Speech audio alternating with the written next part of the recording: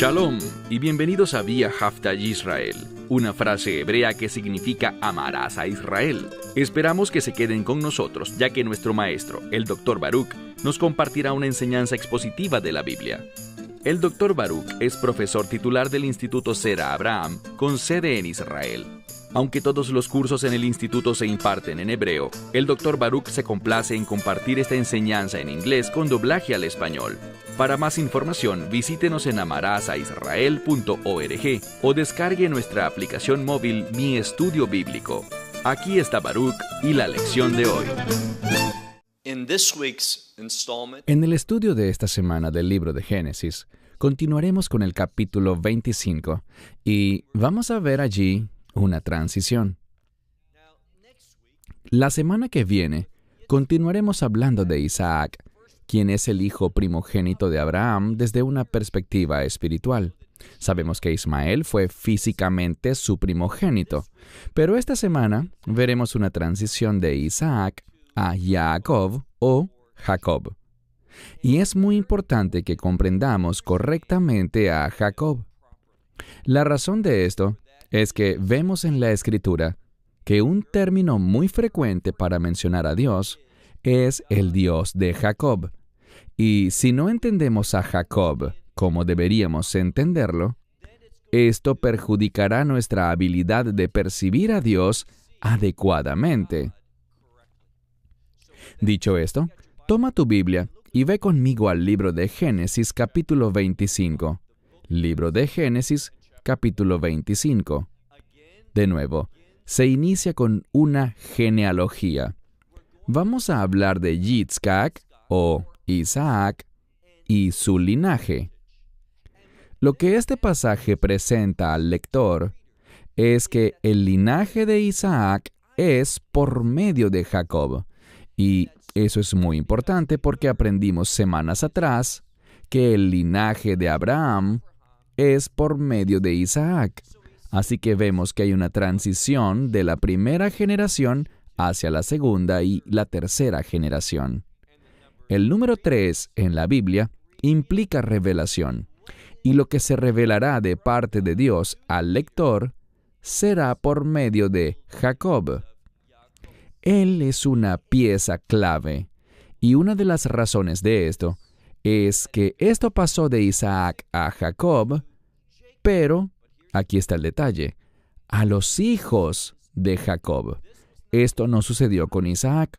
La bendición no pasó a los hijos de Isaac, porque eso incluiría a Esaú. Y tampoco pasó de Abraham a todos sus hijos, porque eso hubiese incluido a Ismael, y como aprendimos la semana pasada, a muchos otros hijos que tuvo después. Esto es algo único. De Abraham a Isaac, de Isaac a Jacob, y de Jacob descubriremos en las próximas semanas que el enfoque se posará sobre Bene Jacob, los hijos de Jacob, quien luego será conocido como Israel. La conclusión es simplemente esta. Cuando entendemos a Jacob o Jacob correctamente, entonces podremos entender a Israel y al Dios de Israel. Entonces, verso 19, libro de Génesis capítulo 25, versículo 19. Leemos. Y estas son las generaciones de Isaac, hijo de Abraham. Abraham engendró a Isaac. Bien, esto se nos ha dicho una y otra vez. Insisto, esto busca enfatizar que Isaac es el hijo de Abraham. Y el punto que la Escritura está haciendo es el siguiente. Él es el hijo favorito. Y ese hijo favorito es preferido no porque sea más agradable, o porque sea mejor, o porque sea más apuesto, ni porque tenga mayores habilidades. No, todo esto está conectado con una relación de pacto. El hijo favorito es preferido debido a una conexión de pacto. Isaac fue quien estaba conectado con el pacto y no Ismael. Y en el estudio de esta semana veremos que será Jacob quien estará vinculado al pacto y no Esaú. Dios lo sabía, Él lo vio de antemano, pero no causó que fuese así. Cuando entendemos la elección adecuadamente, esto nos revelará muchas cosas sobre el conocimiento previo de Dios y también nos enseñará fe. Una fe que viene de la sumisión, una que se halla mediante revelación, y esto se hará más claro dentro de unos minutos. Así que de nuevo, se enfatiza que Isaac es el hijo de Abraham. Pasemos ahora al verso 20. Y aconteció que cuando Isaac tenía 40 años de edad, esto es importante porque el número 40 comunica una transición. Y, como dijimos, estamos ante la presencia de una transición. ¿Qué transición será revelada en este capítulo? Bien, en esta segunda mitad, la transición va de Isaac a Jacob. Este número 40 sienta las bases, y por esto es que si alguien no está familiarizado con la literatura bíblica, y con esto me refiero a las técnicas que se hallan en la Escritura, esas técnicas son la forma como el Espíritu Santo inspiró, por ejemplo, a Moisés a escribir estos pasajes. Estas técnicas, estos recursos literarios, están en el texto para ayudarnos a sacar la conclusión correcta. Sin ellos, no podríamos, sin ellos tendríamos que confiar en nuestro propio intelecto, en cómo vemos las cosas, tomando nosotros las decisiones por el texto. Y aquí está la clave, en vez de recibir la revelación que el texto contiene. Y les diré de manera muy firme, contundente y directa, que la vasta mayoría de los predicadores que se paran frente a un púlpito para compartir la palabra de Dios en una multitud de escenarios distintos, no están preparados ni han sido entrenados para manejar debidamente los indicadores bíblicos que les permiten recibir revelación. En cambio, lo que ellos hacen es imponer sus decisiones y sus puntos de vista por encima del texto. Eso es algo muy peligroso que conduce a fomentar personas sin poder, personas que no caminan en unción por revelación, sino que caminan en la carne, y cuyo resultado será carnal por naturaleza. Así que, una vez más, el texto enfatiza que Isaac tenía 40 años de edad cuando tomó a Rebeca, la hija de Betuel, el arameo, de Padán Aram, hermana de Labán, el arameo. ¿A qué nos referimos aquí? Bien, déjame preguntarte para ver qué tanto has crecido en tu habilidad de interpretar las Escrituras. ¿Qué te llama la atención de este verso? Que dice que a los 40 años de edad, Isaac tomó a Rebeca como esposa. Bien, ya dijimos que el 40 nos habla de transición. ¿Una transición hacia qué? Bien, aquí se nos habla de que él tomó a una mujer, y la Biblia dice que el matrimonio es un pacto. Así que esta transición es una transición de pacto. Este pacto pasará de Isaac a Jacob. Puede que esto no te sorprenda, pero hay un obstáculo, hay un problema carnal. ¿Y cuál será el problema? Esaú. Y de nuevo el texto será muy claro al respecto. No tenemos que leer y adivinar lo que la Biblia quiere decir. No, cuando utilizamos las técnicas correctas, descubrimos la verdad. Cuando somos ignorantes, o cuando lo ignoramos a propósito, como hace un individuo llamado Andy Stanley. Él durante una entrevista hablaba sobre la predicación exegética, sobre el estudio expositivo, y él decía, ¿saben? Eso es para gente perezosa, para personas que buscan hacer trampa. Palabras más, palabras menos, eso fue lo que él dijo. Y eso realmente es una tragedia.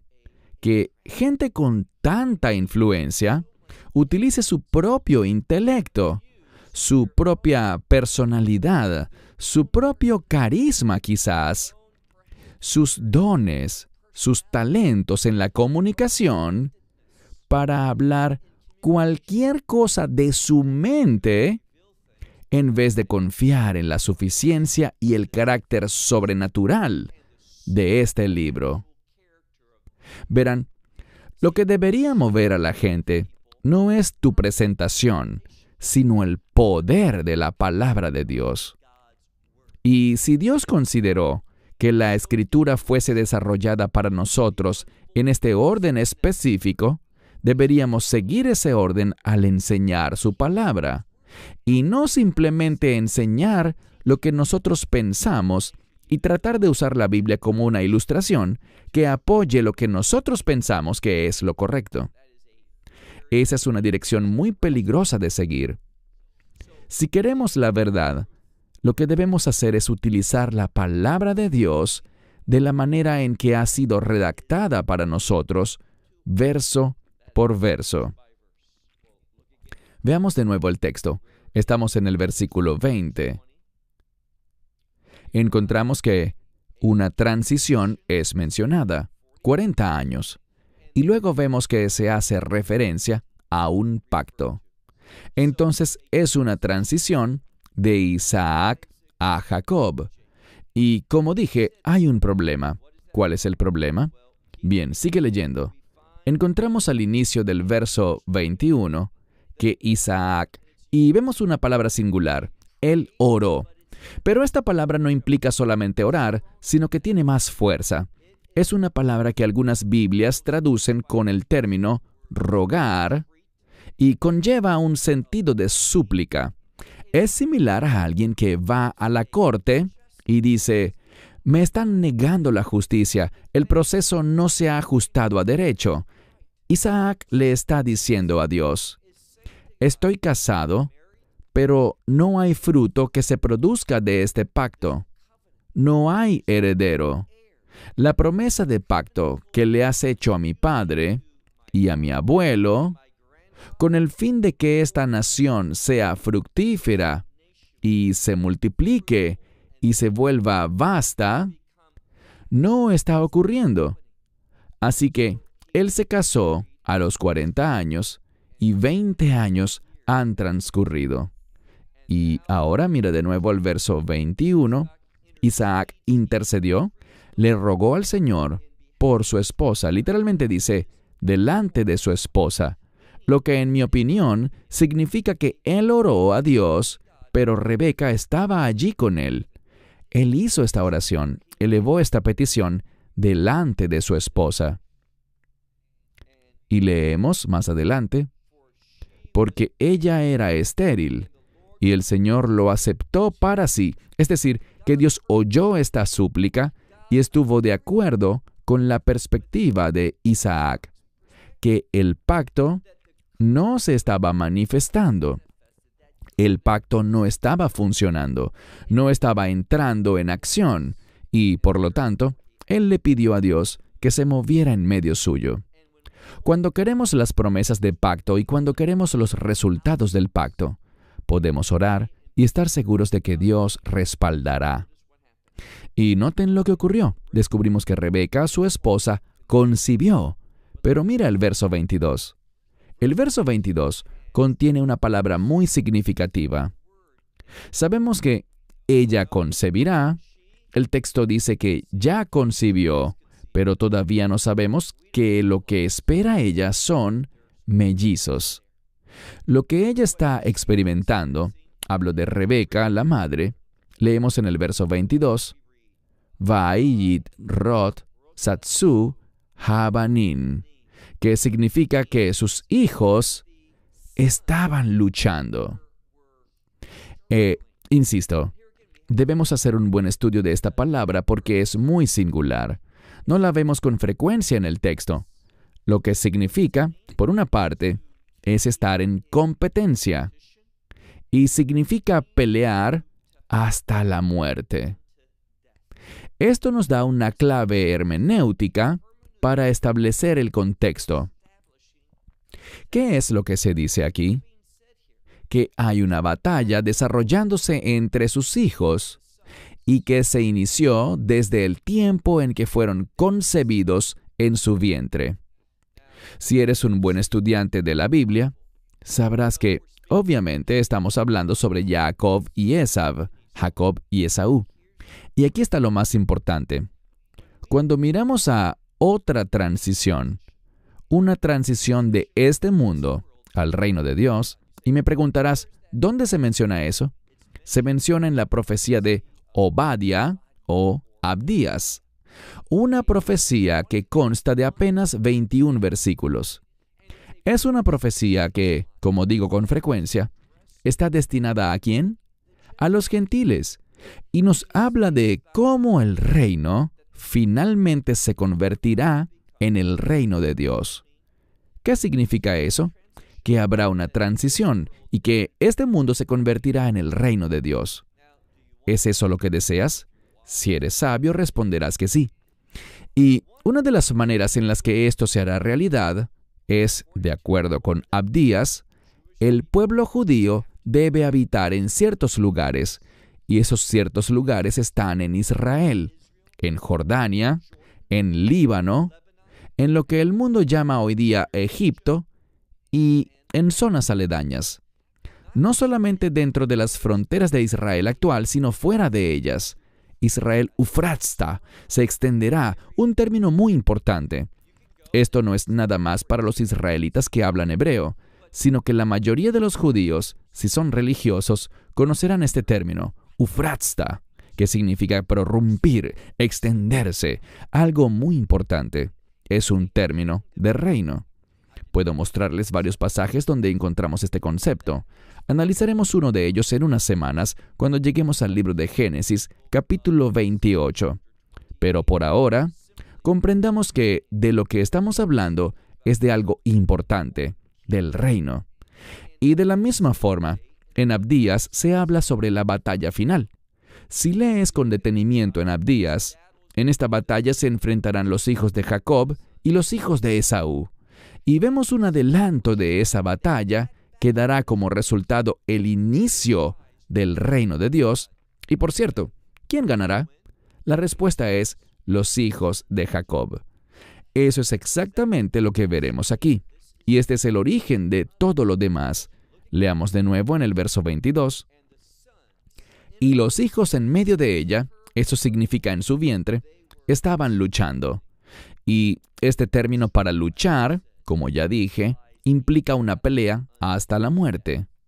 Y ella dijo, si esto es así, es decir, si estoy embarazada, entonces, ¿por qué tengo esto? ¿Por qué me pasa esto? Ella no entendía lo que estaba sucediendo. Ella no entendía, no podía percibir en su mente, en su carne, esta batalla. Ella no entendía el significado de ella, por lo que hizo algo muy sabio. ¿Qué hizo? Lo que todos debemos hacer cuando nos sentimos confundidos en la vida o cuando no sabemos cuál es el plan de Dios. Debemos orar. Y noten que otra palabra inusual se utiliza aquí. Si te fijas bien, al final del verso 22 dice, Vatalech led rosh et Hashem. ¿Qué significa? Vatalech, y ella fue. Y luego tenemos la palabra led rosh. Led rosh significa rogar, con gran fervor, con mucha intensidad. En hebreo moderno esta palabra significa demandar algo. Ella fue y oró fuertemente porque quería, ahí está la clave, quería revelación. Así que te pregunto, ¿quieres revelación? ¿Quieres vivir de acuerdo con Dios? ¿Quieres afirmar las cosas que Dios afirma? Esto es lo que estamos estudiando hoy. Si lo haces por tu cuenta, según la forma como analizas las cosas, llegarás a la conclusión equivocada. Así que ella va y le pregunta esta palabra firme, intensa y fuerte para indagar algo. Ella le pregunta al Señor, ¿qué es lo que pasa conmigo? Verso 23. Y el Señor le respondió, 2 naciones hay en tu estómago. Esta palabra también puede significar vientre. Es un término del Antiguo Testamento. Betem, que significa estómago, abdomen o vientre. Y continúa diciendo, y 2, leumim, una palabra que es sinónima de nación. Entonces, esto va más allá de simplemente 2 hermanos mellizos o gemelos. Dios sabe que se producirá una batalla final entre 2 naciones. Y vemos un adelanto de esa batalla, el fundamento, el origen, allí mismo, en el vientre de Rebeca, en este versículo. Hagamos una pausa. Entendamos que esta es una profecía importante. Y si tan solo la miramos desde una manera simplista, desde un modo muy superficial, sin comprender las implicaciones espirituales para el futuro, lo que haremos es traer nuestra propia inteligencia, nuestra propia perspectiva, y nos perderemos el mensaje y tomaremos la decisión que ha tomado la mayoría de los cristianos y que resulta, en este caso, altamente ofensiva para Dios. Dios dice, en tu vientre hay 2 naciones. En tu vientre, y utiliza otra palabra para naciones, pero en vez de vientre aquí dice, desde tus entrañas, ellos estarán divididos. Esto es importante. No está diciendo lo mismo. 2 naciones hay en tu vientre y 2 pueblos, otro término, y luego vemos otro término diferente también. Desde tus entrañas estarán divididos. ¿Qué significa este término divididos? Nos habla sobre una separación debido a una diferencia. No te pierdas el mensaje. Es un término que frecuentemente en la Biblia tiene que ver con clasificar cosas. Son 2 pueblos, 2 naciones, pero estarán divididas porque hay una diferencia que las separa. Insisto, si no estás estudiando bien la Biblia, es muy peligroso que te coloques en una posición en la que intentes influenciar a otros compartiéndoles la palabra de Dios. Eso toma tiempo, toma esfuerzo. Por esto, le digo con respeto al señor Andy Stanley que llamar a alguien que enseña la Biblia verso por verso de manera expositiva, utilizando la metodología y la ley exegética, utilizando la hermenéutica adecuada, decir que esa persona está haciendo trampa, o es perezosa, o está buscando tomar un atajo, o no está edificando a los creyentes, eso es altamente ofensivo. No por lo que eso pueda significar en lo personal para mí, sino por lo que significa, una vez más, para la unción, la autoridad de la palabra de Dios. Les diré algo. Todos nosotros nos presentaremos ante el tribunal del juicio de Dios, que no es el juicio del gran trono blanco, pues ese no es para los creyentes, pero todos seremos juzgados.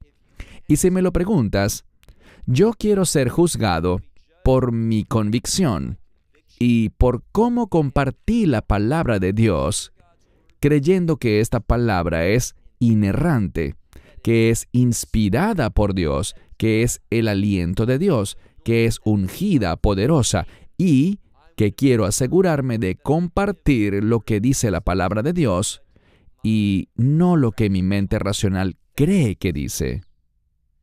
Debemos dejar nuestras opiniones, nuestra perspectiva y puntos de vista en la entrada, pero lo que realmente está de moda hoy en día es tomar algún libro, el pensamiento de alguien más.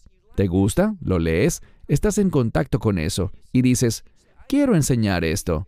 Esto será muy popular y puede que tu intención sea buena. Piensas que la gente necesita oír eso. Bueno, entonces renuncia al púlpito y conviértete en un gurú de autoayuda. Formalízate en ese oficio. Pero si te haces llamar a ti mismo un maestro de la Biblia, si tú representas, y este es un término importante, a la eclesia, a aquellos que han sido llamados fuera de este mundo hacia un reino, esa palabra que traducimos como iglesia. Si estás en esa asamblea, en esa congregación, no tienes la libertad para compartir lo que tú crees que ayudará, sino que debes compartir la palabra de Dios. Esa es la descripción bíblica. Así que yo estoy plenamente consciente de que voy a tener que rendir cuentas. La Biblia dice que los maestros serán juzgados más severamente. Saber eso, creer en eso, hace que quiera presentarme ante Dios diciéndole: Dios, tú conoces mi corazón. Puede que me haya equivocado, puede que haya hecho un trabajo deficiente, pero tú sabes que yo no busqué apoyarme en mi propia lógica. No busqué compartir mis pensamientos, sino que honesta y sinceramente, mi deseo era revelar tu palabra. Júzgame por mi rendimiento, pero también toma en cuenta mi intención, la intención de mi corazón. Y esa fue compartir la verdad de las Escrituras, en vez de presentarte ante Dios diciendo: sabes que yo leí tu palabra, pero quise darle a la gente lo que yo consideré que ellos necesitaban. Esto es lo que yo pienso.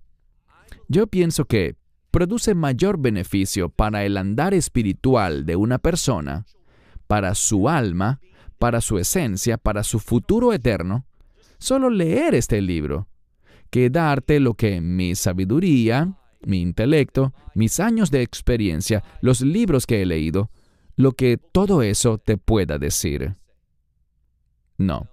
Cualquier sabiduría que el hombre pueda tener es minúscula comparada con la sabiduría de Dios. Y les digo algo más. Yo creo que hay tal unción en este libro que solo al leerlo, y lo que yo intento hacer es leer la Escritura, quizás avanzar 3, 4 o 5 palabras, regresar, leerla de nuevo y pasar así nuestro tiempo de estudio, leyendo y releyendo cada pasaje. Y si regresas cada video y revisas, ¿cuántas veces leímos el verso 1? ¿Cuántas veces leímos el verso 2? Te sorprenderás. Mi máximo deseo es hacer que la Escritura entre en ti. Y me preguntarás: ¿pero cuál es el beneficio de eso? Pues quizás no lo perciba tu mente, pero sí tu alma. La palabra de Dios es poderosa. Ella nos limpia. Así que cuando la leemos en voz alta, ella surte un efecto. Yo lo creo y soy testimonio de ello. Cuando leo las Escrituras, no la leo en silencio aunque esté solo.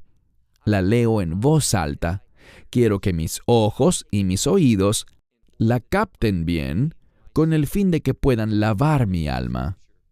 Entonces leemos de nuevo este mismo verso.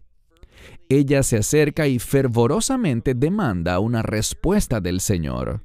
El Señor la escucha y le revela que 2 naciones están en tu vientre. 2 pueblos desde tus entrañas estarán divididos. Y dice que una nación de una nación será fuerte. Es la palabra Ya'amatz. La palabra Omitz significa valentía y está relacionada con lo que podríamos llamar un poder o una fuerza espiritual interna. ¿Y qué hace esta palabra aquí?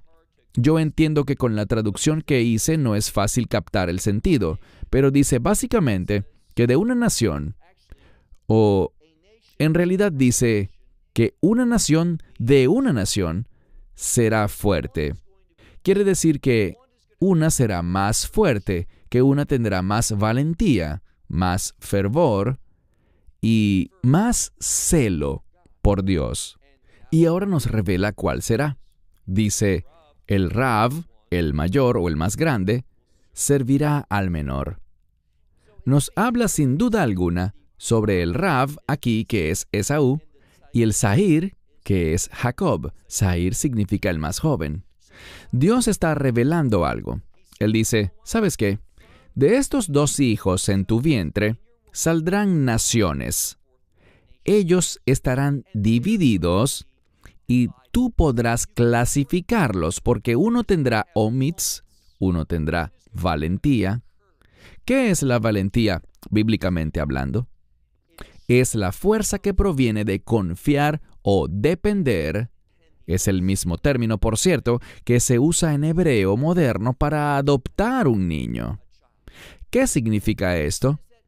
Significa traer un niño a tu seno, que tú tendrás la confianza de este niño, que tú tomarás a alguien que no es tu hijo para convertirte en su padre.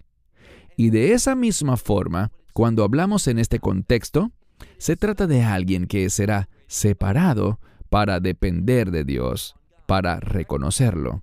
¿De dónde proviene esta valentía? De la seguridad de que Dios está contigo. Eso es lo que pasó con David cuando se dispuso a pelear contra Goliat. Él se sentía confiado, él no tenía miedo. Cuando Goliat trató de intimidarlo diciéndole, «Alimentaré con tu cuerpo a las aves del cielo», David le dijo, «Así no terminará esto, sino que será justamente lo contrario. Tú morirás», y recuerden cuán furioso y fuera de control se volvió Goliat. Pero David no, él estaba tranquilo. ¿Y de dónde vino esa valentía? De su dependencia. Ese valor surgió de su dependencia, y es lo que dice aquí. Uno de los niños hallará valentía en su dependencia de Dios. Ahora, recuerden esto, porque esto es a lo que se refiere esta palabra, Aleph Mem Zade. Bien, avancemos ahora al verso 24. Y cuando se cumplieron los días para su alumbramiento, he aquí, tal como lo dijo Dios, he aquí, mellizos o gemelos estaban dentro de su abdomen o de su vientre. Y el primero salió y estaba rojo, todo su cuerpo, como un vestido lanudo. Y llamaron su nombre Esav o Esaú. Y así es como lo llama el mundo. Aquí dice que ellos, en plural, llamaron su nombre Esav. Y después salió su hermano. Bien, noten el cambio aquí. No dice, y el segundo salió, sino que dice, después su hermano salió. Y noten lo que dice, y su mano estaba sujetando el talón de Esaú. Presten mucha atención a esta palabra, akef. La palabra akef significa talón, tiene la misma raíz de la que proviene el nombre Jacob. Entonces, vemos que Esav será llamado Esav porque era muy velludo. Pero descubriremos que Jacob fue llamado así porque estaba sujetando el talón de su hermano. Ahora debemos hacer una pausa, porque cuando lleguemos a Génesis capítulo 38, si no me equivoco, veremos algo. Vamos a ver otra historia que relata el nacimiento de mellizos, y recuerden que no hace mucho resalté la palabra Ufratza. Bien, ella proviene de la palabra Peretz. Y sucederá que uno de los niños emergerá o prorrumpirá primero. La mano de Sera salió primero. Recuerden que le ataron un hilo carmesí en su muñeca, pero él regresó al vientre, y el segundo bebé salió en su lugar.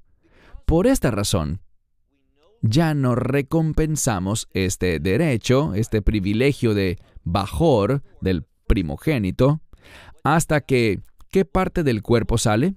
Bueno, en un parto normal, la cabeza sale primero. ¿Y cuál es la última parte?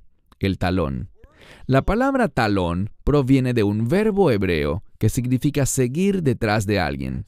Por eso, aquellos que dicen que el nombre de Jacob significa suplantador o engañador, eso es lo que dijo Esaú, pero Esaú lo percibió incorrectamente, y cuando lleguemos a Génesis 27, hablaremos más al respecto. Pero por el momento les compartiré que el término talón tiene un contexto de victoria. ¿Por qué? Aquel cuyo talón salga primero es quien tendrá la victoria en cuanto al privilegio de la primogenitura. Y el contexto aquí, la ilustración es que Jacob Hulou Ulsei Libater, que significa que él no quería rendirse, por lo que él sujetó a su hermano e intentó regresarlo adentro, pero él en su carne no tenía las fuerzas suficientes para lograrlo. Por este motivo, ¿Qué pasó? Bueno, Esaú terminó siendo el primogénito. Pero noten que del mismo modo que la descripción física de Esaú como velludo, como una persona lanuda, y así se le llamó, noten lo que dice aquí. Y su hermano sujetaba su mano, estaba sujetando el talón de Esaú, y dice, y llamó su nombre Jacob.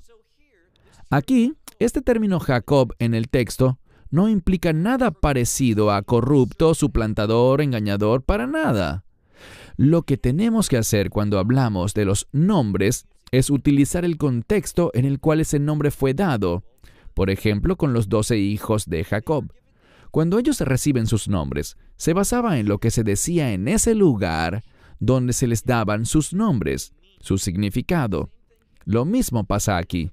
Es una violación y es gramaticalmente incorrecto decir que Jacob o Jacob significa suplantador, engañador o tramposo. Es falso. No existe asidero bíblico en el idioma hebreo o en la escritura per se para sacar semejante conclusión. Pero como la gente ha escuchado eso por ahí, luego simplemente repiten lo que oyen en vez de hacer un estudio serio y diligente de la Biblia. ¿Y qué hacen? Repetir los mismos errores. Muy descuidados y muy perezosos. Verán, estamos lidiando con algo que es muy importante, y me refiero a compartir la palabra de Dios. Ten paciencia, ten seriedad, ten disciplina, y entrénate para poder hacerlo de un modo que influencie a la gente con la verdad del reino. Y no te guíes por tu propia experiencia, por tu propio conocimiento y por tus propias vivencias humanas. Por esto es que hoy la iglesia se encuentra tan debilitada y muchísimas otras teorías ridículas han sido presentadas. Bien, no quiero salirme demasiado por esa tangente. Entonces lo llamaron, o su nombre fue llamado, o literalmente él llamó su nombre Jacob. Final del verso 26. Isaac tenía 60 años de edad cuando les nacieron ellos. Entonces, tenía 60 años cuando estos niños le nacieron a Isaac. Verso 27. Y los jovencitos, los Naharim, crecieron, y Esaú se convirtió en un hombre diestro en la cacería y en un hombre de campo. Él se hizo muy habilidoso en el tema del campo, la naturaleza y el mundo, pero dice que Jacob era Ishtá. Y de nuevo, no puedes comunicar bien el mensaje de Dios si no le prestas atención a las palabras. Me dirás, pero yo no sé hebreo, yo no tengo eso en mi trasfondo.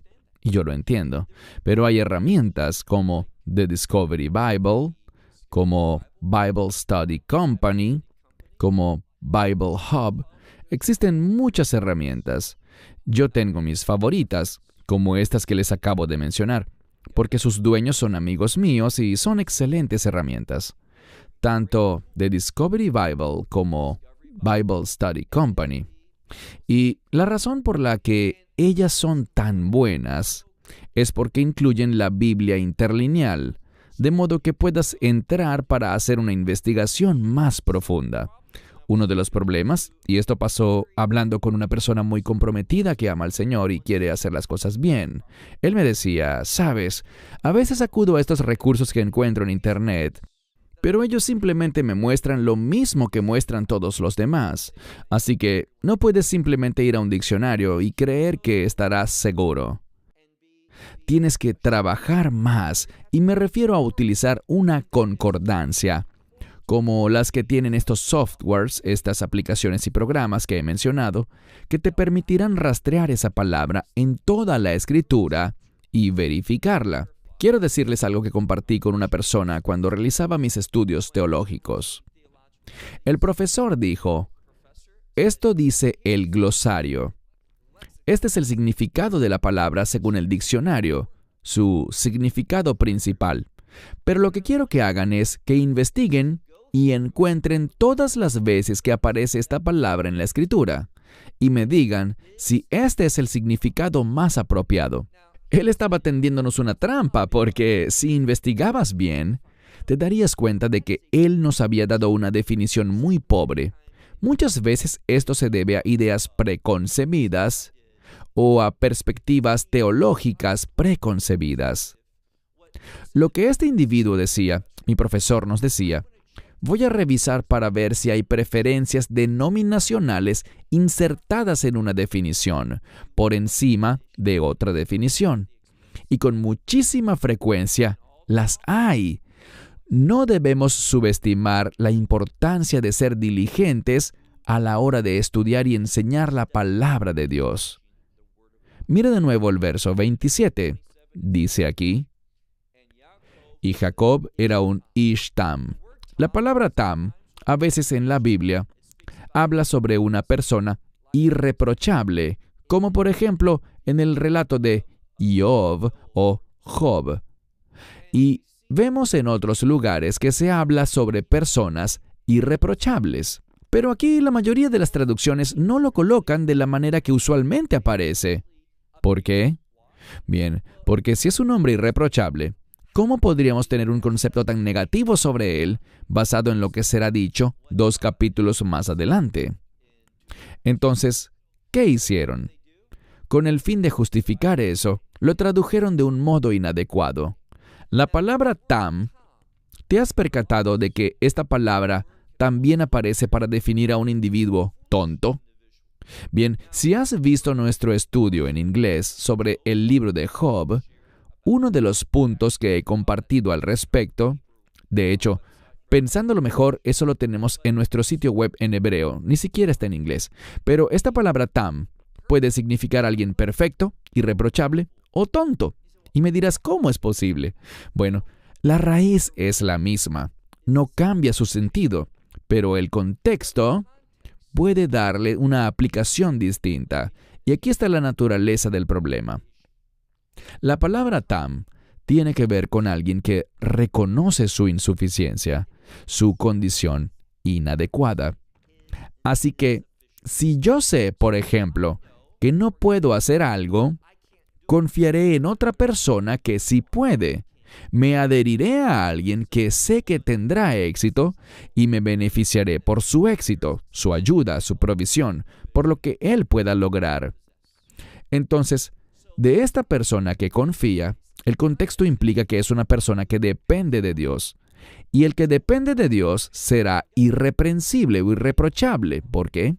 Si confías en Dios, si dependes de Él y te apoyas en Él, obedeciéndole, el resultado será un resultado divino, un resultado de perfección.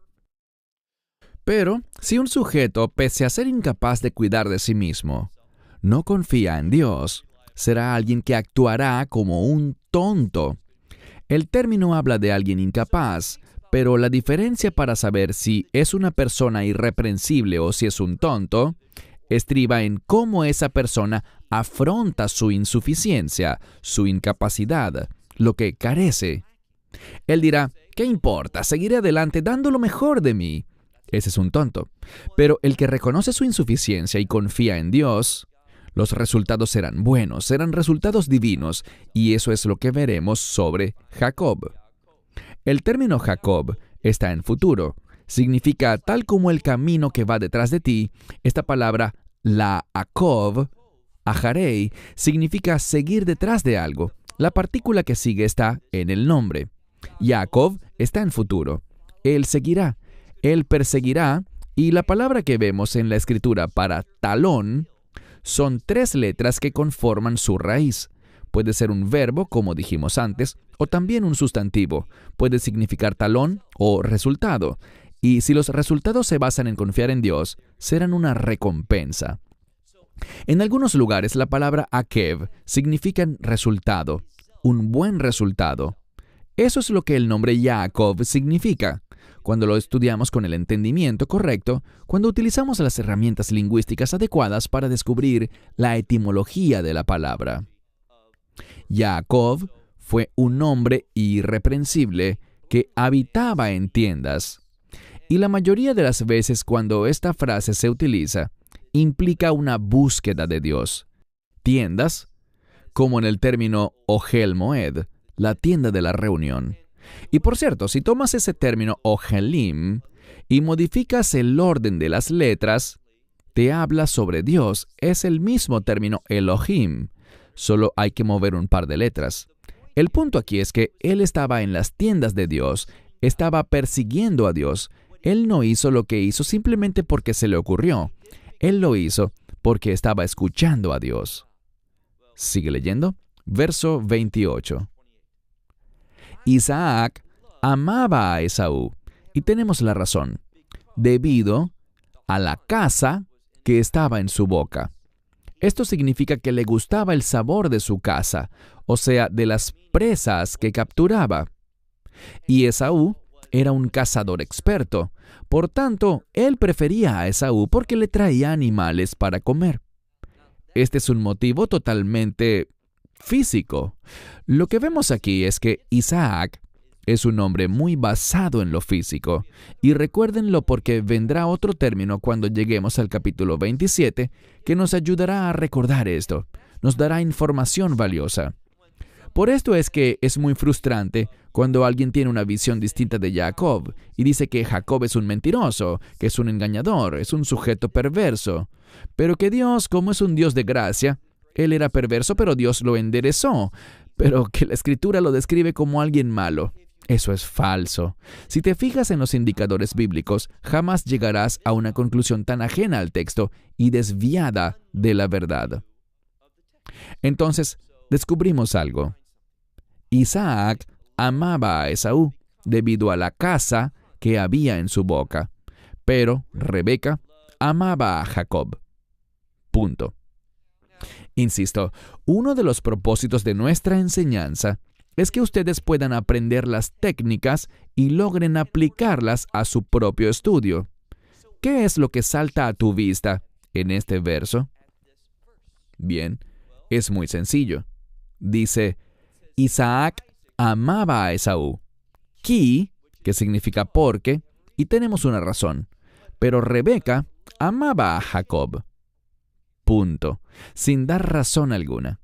Si no se da una razón, usualmente se debe a que la respuesta ya ha sido dada. Y el amor aquí no es una emoción. El amor en este caso es un compromiso. Isaac, debido a su paladar mundano, a su deseo físico que en él era prioritario, era más unido e invertía más en Esaú, su primogénito. Pero encontraremos que Rebeca, basada en lo que Dios le había dicho, ¿dónde? Bien, regresemos. Lo que deberías estar buscando ahora está en el versículo 23. Cuando el Señor habló con Rivka, o Rebeca, y le dio una palabra profética, gracias a la cual ella supo que habían naciones en su vientre, y que serían separados, que serían clasificados de manera diferente debido a sus cualidades diferentes. Esaú era un hombre de tierra, pero Jacob era sensible para con Dios, habitaba en tiendas, misma palabra que luego se usó para la tienda de la reunión. Entendamos lo que la Escritura comunica con esta selección de palabras. Rebeca, por tanto, invirtió más y se entregó más a su hijo Jacob. ¿Por qué? Porque la prioridad para ella era el plan de Dios. Entonces, ella amaba a Jacob. Y noten lo que encontramos después. Pasemos al verso 29.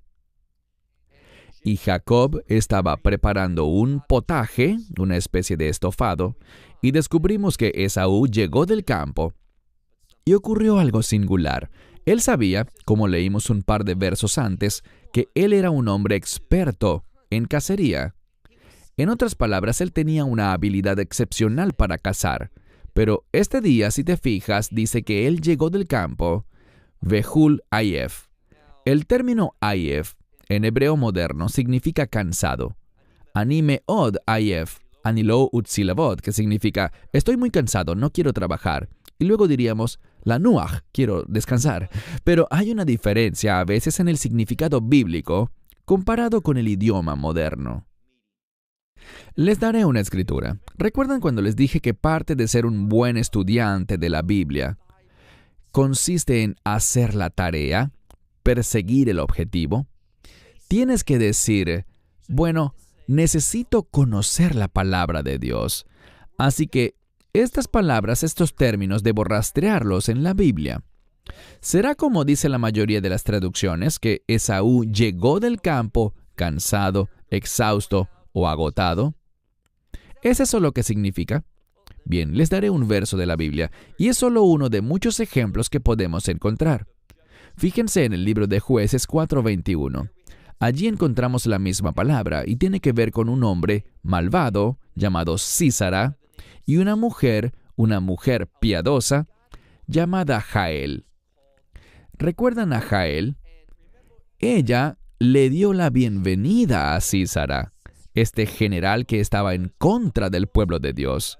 Ella le dijo: ven a mi casa, te daré algo de comer, te esconderé, seré buena contigo, puedes descansar. Así que Sísara dijo: muy bien, gracias, lo haré. Y estaba tan cansado que se acostó a dormir. Y esta mujer que le dijo: ven a descansar, te daré algo de beber, estás seguro en mi casa. ¿Qué hizo? Ella tomó una estaca de la tienda y un martillo y atravesó su cráneo y lo mató. Esto nos dice algo. ¿Es ella una mentirosa? Bien, mucha gente, con un entendimiento superficial de la palabra de Dios, dirá: ella mintió. Tú no puedes contarle a alguien tu plan si estás tendiéndole una emboscada.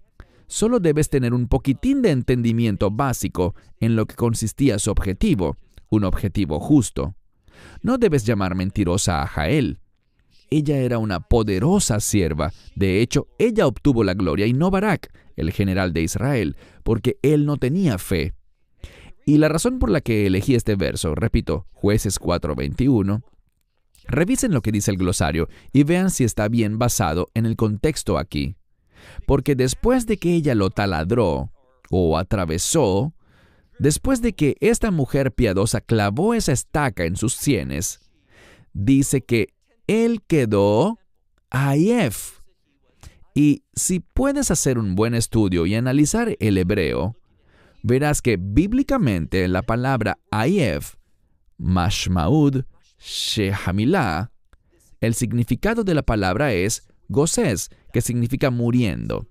El término ayef no significa nada más estoy cansado, sino que significa estoy al borde de la muerte. Este es el contexto. Regresemos.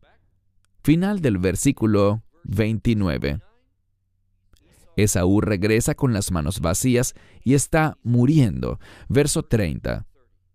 Y Esaú le dijo a Jacob: aliméntame, por favor, con ese estofado rojo, porque ki ayef anonji, yo me estoy muriendo. Por tanto, su nombre fue llamado Edom. Ahora, Edom, búsquenlo en la Biblia. Edom es el pueblo que descendió de Esaú, y nada bueno se dice de ellos. Dios los odiaba, los destruiría, y, si se fijan en Abdías, de quien hablamos hace poco, Abdías dice que Dios destruirá eternamente a Edom. Es muy significativo que Esaú aquí sea llamado Edom.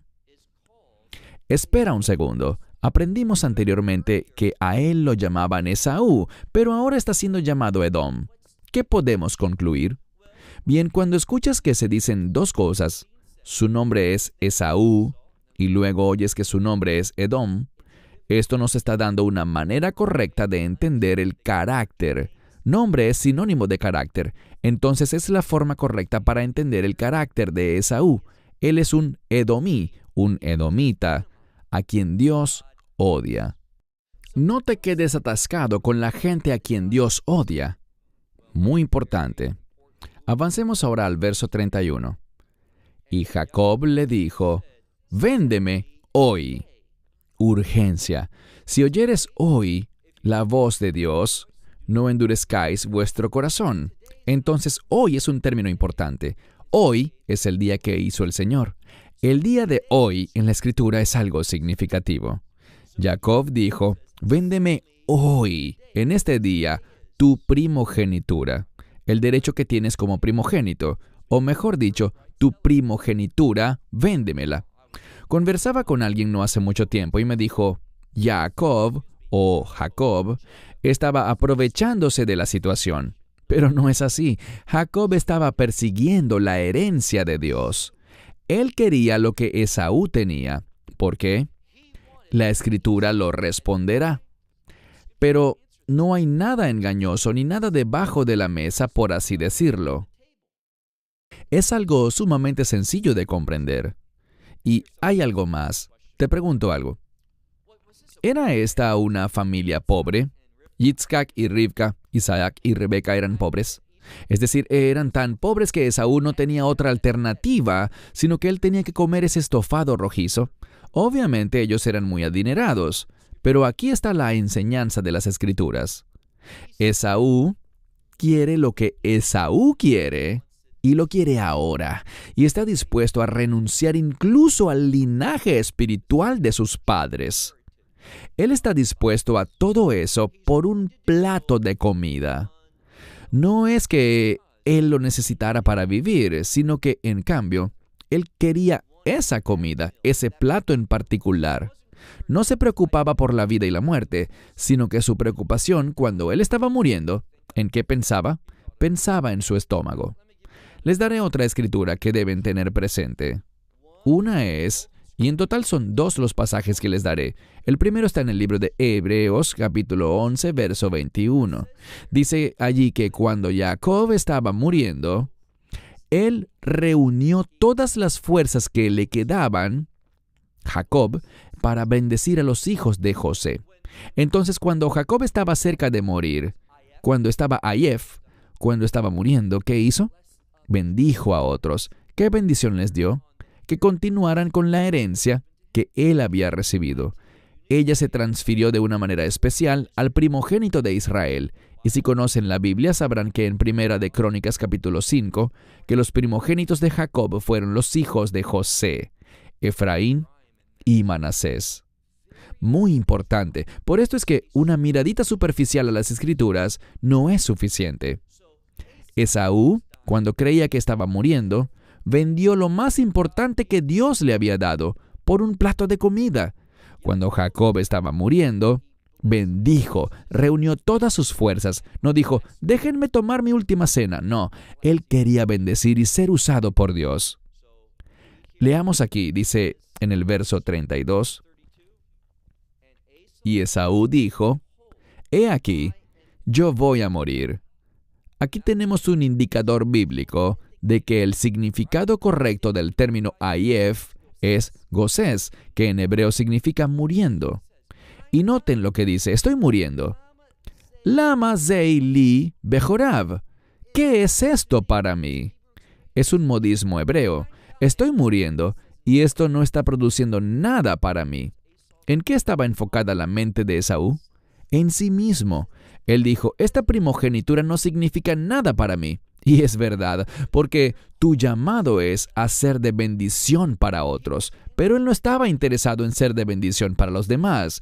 Él solo pensaba en lo que fuera beneficioso para él, físicamente, basado en sus deseos carnales. Así que, él dice eso, y veamos el verso 33. Y Jacob le dijo, júramelo, hoy. Y de nuevo, hoy o este día representa una oportunidad. Hoy significa un día para lo bueno. Y Jacob le dijo, júramelo, y él le juró. Es decir, Esaú vendió, leemos aquí claramente que Esaú vendió su primogenitura a Jacob. Y aquí hay algo más que entenderás en esta escritura. Noten que el nombre de Jacob, en el verso 33, es mencionado 2 veces, al principio y al final. Pero encontrarás que el nombre de Esaú no se menciona en lo absoluto. Y eso es significativo. Cuando un nombre es ignorado, frecuentemente demuestra desagrado. Entonces 2 veces encontramos en este verso, el 33, que dice, Vayomer Jacob, y Jacob dijo, y al final dice, Vayimker et vejorotó, es decir, él, hablando de Esaú, aunque su nombre no está allí, le vendió su primogenitura a Jacob. Verso 34. Y Jacob le dio, él es un hombre de palabra. Él honró su parte del acuerdo y Jacob le dio a Esaú lejem en abundancia, pan y este potaje o estofado de lentejas. Y noten lo que dice, y comió y bebió, y se levantó y se fue. ¿Quién? Esaú. Pero su nombre no aparece allí, sino que solo aparece al final. Vayibes Esav et Bejorá. Y Esaú despreció, consideró como algo sin importancia su primogenitura. Todo esto es muy importante porque nos brinda un fundamento. Cerraré con esto. Hemos tenido un largo programa hoy, así que simplemente diré, un buen estudiante de la Biblia sabe que con la primogenitura viene la bendición. Esaú, al despreciar su primogenitura y venderla por un plato de lentejas, también despreció su bendición. Ya no le pertenecía a él. Y debes recordar esto cuando lleguemos al capítulo 27. Yo se los recordaré cuando lleguemos allí. Cerramos con esto hasta la próxima semana, cuando iniciaremos un nuevo capítulo, el 26, enfocándonos una vez más en Isaac, para brindarnos una información importante espiritualmente en el capítulo 26. Shalom desde Israel. Esperamos que te hayas edificado con el mensaje de hoy y lo compartas con otros. Te invitamos a seguir nuestros estudios cada semana por este canal y por el portal de YouTube de Amarás a Israel. También puedes descargar nuestra aplicación móvil gratuita, Mi Estudio Bíblico. Finalmente, para obtener más información sobre nosotros, visita nuestra web amarasaisrael.org, donde encontrarás otras conferencias de Baruch en audio, video y texto. Hasta el próximo programa. Que el Señor te bendiga en Yeshua HaMashiach, Jesús el Mesías, mientras caminas con Él. Shalom desde Israel.